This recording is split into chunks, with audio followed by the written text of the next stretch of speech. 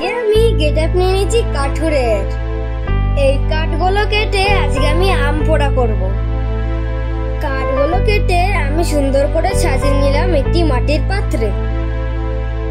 তোমরা দেখো একটা ছোট্ট উনুন লাগছে না? আমার ছোট্ট উনুনটা রেডি।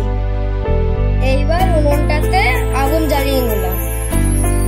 তারপর এর উপরে একটা লোহার জাল লাগিয়ে নিলাম।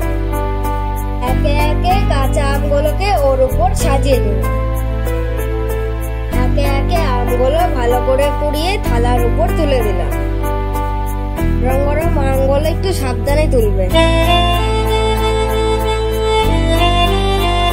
ঠান্ডা হয়ে যাওয়ার পরে আমি একে একে আমগুলো ছাড়িয়ে দিলাম।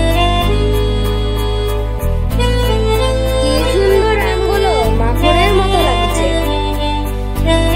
এইবার নানা রকম মশলা দিয়ে আমি আম পান্নাটা বানিয়ে নেব।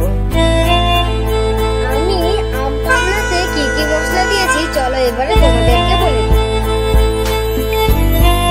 আমি দিয়েছি নুন, চিনি, বিট নুন, জলজিরা, স্পেশাল মশলা, পুদিনা পাতা পেস্ট আর গার্নিশের জন্য গোটা পুদিনা পাতা।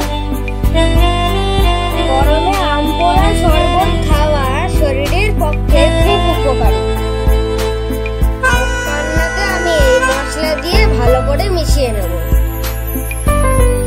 আমি এবারে অল্প অল্প ঠান্ডা জল দিতে থাকবো যতটা দরকার।